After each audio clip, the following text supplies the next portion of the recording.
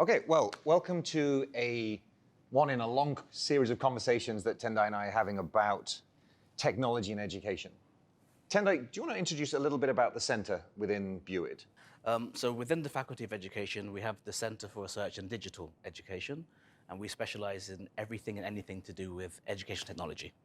So e-learning, blended learning, Yep. online learning, and everything. Do you think then that that's one of the main changes as a result of the pandemic? I mean, we're going to talk about this in a few minutes about practice, et cetera, but I mean, the way that institutions and therefore teachers think of technology within teaching? I mean, do you think, how is that transition, how have you seen that? Well, I think there's been some pros and cons of this whole situation. I think that's about fair, yeah. Right. Yeah. So now, on the positive side, everyone's been exposed to online learning to some extent. Right? Yeah. So everyone knows about using technology with teaching now to some extent. Yeah. Which is a good thing, because prior to the pandemic, we were a very small community and people weren't interested.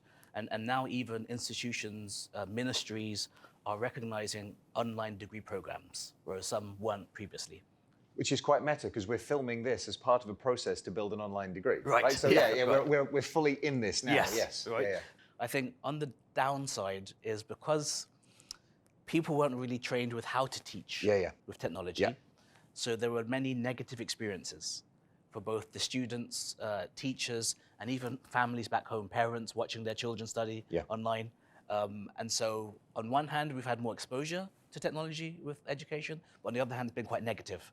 So I think now we have to try to remedy that if we can moving forward. No, I completely agree with you. I mean, the difficulty we had was, as you said, prior to the pandemic, interesting, like, the day before the pandemic, online learning is not real. Yes. Like it's not accredited in many countries, not just in the UAE, many countries around the world. It's not a real thing. Yes. As you say, there might be one person in the department that is the techie person, and that's great. Yes. Clock ticks over, pandemic hits. Online learning is the same. It's okay. It's fully accredited. We can charge the same, and the experience is the same, which of course we know is not true. And I think the point you raise is critical. And I think this is one I've heard this come up in conversation a lot recently. The experience of learning online during the pandemic is not the experience of online learning. Yes. Right? It's not what you and I would recognize online learning as being. It was, as you say, you've got families at home, multiple kids often learning at the same time, parents working at the same time, often sharing devices, small space, lack of privacy, lack of just quiet, perhaps. And so when the pandemic, finished, I guess we'll say, at least when we moved out of it in education, I think a lot of people just wanted to go back to the old tradition because it was the safer. Yes. And because online learning is associated with the pandemic, I think people therefore reject it. And it's like, well, it was a necessary evil during the pandemic, because without it we'd have had no learning. Yes. But it didn't work. It represents a time in my life that I don't want to go back to. So now let's go back to face-to-face and we'll move on. Right. And as you say, it's not doing justice to online learning either. Yes. So from that perspective then, what would you see are the benefits of online learning? Well, with that first point, during the pandemic, when we switched to online teaching, it would be known as emergency remote teaching. Yes, exactly, yeah. And so it was definitely an emergency. It was a situation where we didn't have time to plan or prepare. However, in a normal online course or blended course or whatever the case may be, we would usually prepare beforehand, in teams, discuss the curriculum, discuss the syllabus, discuss the evaluation methods, have that approved by a quality assurance office. So there's usually a process where you're designing a course, even if it's face-to-face. Sure. However, we couldn't do that in the pandemic, and that's why it was a horrible experience for many people. However, there are many benefits to online learning, absolutely, or blended learning. When you look at students nowadays, most of them are considered non-traditional, right? So if you think back 15, 20 years ago, most students, they would complete secondary school, possibly college, depending on the country. And then they would enter university and they would study full-time, usually at a university possibly close to home. Yeah. And then they would graduate and find a job. Yeah. However, nowadays we're seeing many students, they enter university with a job already, or they gain part-time employment whilst working. Some of them have dependents. And so most students nowadays, even they may change institutions, they may start in one university and graduate in another. They may start as a full-time student and then switch to part-time. So many of them are non-traditional. So with access to online learning or blended learning, we can help them with their situation because they can't study in a way that the full-time students can, or traditional students can, right? Yeah. So let's say, for example, you're teaching Pythagoras theorem, I don't know, you're teaching mathematics. You can now record videos of that. They can watch the videos at their own time, when it's convenient for them, at a place that's convenient for them, and then come to class and follow up with questions. Yeah. If they're studying medicine, they could be in the workplace training and still studying the theory alongside that as well. So it's made education, I think, much more accessible to people. And I think students have more flexibility and control over how they learn, where they learn, and when they learn. So there's benefits from that side. But I mean, we can also incorporate technology within the classroom. Yes. Right. How do you see that? Because obviously we've had conversations in the past that technology is valuable if it serves a purpose. Yes. Otherwise, it's just technology for the sake of technology. Right. And if it detracts from the learning outcomes, coming back to your point about planning. Yes. Right. So how do you see the use of technology in classrooms? And again, classrooms within our context is universities, and that's going to be very different from particularly like the school level. Yes. So, well, that's a fantastic point. So again, before the pandemic, those of us who were using technology in the classroom, we were using it very intentionally. So Right, we were yes. using it effectively. I think what's happened now, many institutions, schools, they're necessitating teachers to use technology. Right. And so because the teachers have been exposed to applications online, things like Kahoot and Nearpod, some of these applications. So now they're using them in the classroom because they think, right, I need to have some technology in the classroom. But they're often missing the pedagogical side of that. So rather than thinking about, okay, how can this actually enhance or increase or improve learning, they're thinking, right, I need this app and this app and this app. And there's actually an overusage now of technology, I would say, in the classroom. So I personally maybe have 4 apps maximum that I use during the period of an entire semester, whereas you might find the average teacher nowadays with 6 or 7 apps that they're using within every class. I had a conversation in class this term where teachers were telling me that in their school classrooms, they're expected to be logged on to certain platforms. Right. And they are monitored for how much time they are logged on. Yes. And so their solution is you walk into your classroom, you log on, and you just leave it running in the background. And then you get on with the business of teaching. As a metric, it seems a little bit ridiculous, a lot ridiculous, right? Because it's serving no purpose, but it's creating another administrative role. And seen as a marker of measurement, when actually, as you say, if it's purposeful, and you can demonstrate the learning value. Well, I would say what happened, again, during the pandemic, is lots of school leaders realized, well, we could measure what's happening in the classroom to some extent. They were recording lessons online.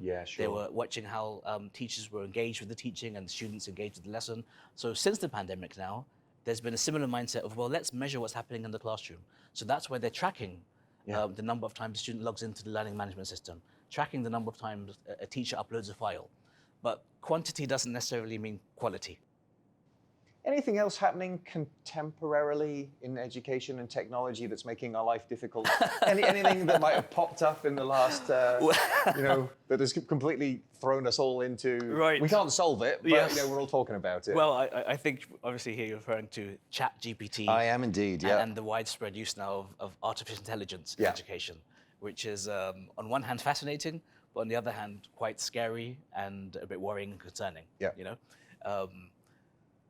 Students are professionals at cheating, right? You can do whatever you can to stop them from cheating, and they'll always find a way around your system and find a way to cheat, which is a bit disappointing because with tools like ChatGPT, the first thing that will come to mind for them is, oh, I can use this to write my essay for me. Okay. Whereas thinking about, oh, this can help me with some research I need to do to complete this assignment myself. I think when it comes to teaching in the classroom now, teachers need to be a bit more creative, and they can even go to some of the theoretical models we have out there, like the TPAC framework, for example. Right? So they can think to themselves, okay, I have this particular content I want to teach, and I know pedagogically speaking, the best strategy to use is X or Y or Z. So which technology can I use to help facilitate that so students are learning better? So the other way around. Yeah, exactly. Rather than thinking about, oh, I need to use this app and that app and the other app, think, no, what's my learning outcome? How am I going to deliver that? And then which technology can help me with that, help facilitate that. And this ChatGPT brings up the issue of assessment as well now. Oh, of course, Because that's a huge issue for us. Right? How do we assess learners? The students are getting around the lockdown browsers, which is supposed to prevent them from cheating online during the exam. Yeah. They find ways around it.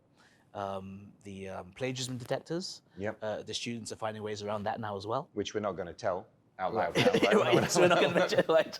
Yeah. Okay. So that's an issue. So we need to really think about new assessment methods. Right. New ways of testing the students, which are a bit creative, a bit different. Yeah. I wonder if actually it's almost a blessing in disguise, because we've been talking about, the whole skills agenda in education over the last however many years, right? So we're moving away from a content-based approach, or at least should be. The way in which students are being employed, as you say, they're more mobile. They're moving between. It's not a career anymore. It's multiple jobs, and they take those skills with them. And we've already had difficulty in how we assess skills. And so actually we need potentially a rethink in terms of the whole, how do we align pedagogy through learning outcomes to assessment methods? Because arguably we're not, irrespective of technology, we're arguably not assessing the thing that we're supposed to be teaching. Right. And so, this sort of crisis within education is like, yeah, then great. We don't need to work out how that we can cheat the chat bot that's trying to cheat us. We're just like, fine, we're just going to move around it and do something, that is more focused on a skill base, because you can't cheat that. You either know how to do it, or you can demonstrate it, or you can't demonstrate it, right? Yes. So just to sort of to bring the conversation to an end, where do you think we're going? I mean, we had our first conversation about this, I think, pre-COVID. We had a second conversation of many, obviously, during COVID. And now we're in the sort of post-COVID, hybrid, whatever we're in now. Yes. Where do you think it's going? Do you think we're going to have the overuse is going to continue, or that's going to saturate and the bubble's going to burst? Or are we going to go back to, actually, you know what, you're a great teacher, here's a blackboard and a piece of chalk, just teach. Yes. Right? I mean, where do you think, Yeah. or no, no assessments, Right. which would be nice for marking, but I mean, obviously impractical. Yeah, well, you make some great points there. I think there's definitely going to be some sort of backlash. Right. And some institutions are going to say, right, no more online exams. Yeah. No more technology in the classroom. Let's go back to traditional methods. But then I think people realize, at one point we had something called 21st century skills, where we wanted students to learn these skills about communication and so on moving forward. Yeah, critical thinking, etc. Critical thinking. Yeah. Well, I think there's going to be a new model on what skills students need to know moving forward. And I think artificial intelligence is going to be mentioned in there for certain. Right. I don't think it's something we can avoid. So I think at some point, institutions are going to have to accept that this is there, and how can we teach students to make the most of it for their own careers moving forward? And I think if we can hold on to the points that we're making, if we can hold on to student learning experience, if we can hold on to learning outcome alignment, if we can think about technology as a tool, not as the be-all and end-all, Yes. if we can sensibly leverage and incorporate technology with the aim to increase, and as you say, we need to teach AI, we need to teach digital literacy, we need to teach citizenship. How do you avoid being cyberbullied? Yes. How do you avoid cyberbullying yourself? How do you live in the these are all things that need to be considered from a very early age. Yes. And so it's again, I think, a rethinking of how we move on. So Yeah, that's a fantastic point. Especially many young kids nowadays are using these social media platforms. Yeah. Right. So they're recording themselves at 7, 8 years old, putting it online, and so they're not thinking about their digital footprint moving forward in life. No. So there's many scary things happening with technology, and we need to make students aware of it. They need to know from a young age, as you say, from as young as 6, 7 years old. They need to know what they get themselves in for, and I think we need to be prepared to teach them that as well. Yeah. So we need training as well as teachers. So ultimately, what we're I guess getting at is we need to be informed. We need to know what's out there to the best of our ability, and we're never going to be the experts in it. Particularly teachers who are day to day busy with 400 other things to do. We need to be aware of tech that's out there. If the tech works and we can incorporate it, even if it's not the flashiest platform, but you can it works, then that's great. Yes. And in a classroom perspective, from a management leadership perspective, we need to be aware of the dangers and we need to have policies, we need to have processes, we need to train people, right? We need to be aware of this and not just sort of head in the sand, etc. Yes. All right, so some good, some bad, and some downright scary. Right. All right, excellent. Well, thank you very much indeed, and hopefully it's of some use to students, and it'll give them some prompts to reflect on their own engagement, and leads to some further understanding. So excellent. Thank you. Thanks very much, Tendai. Thank you. Thank you. No problem. Thank you.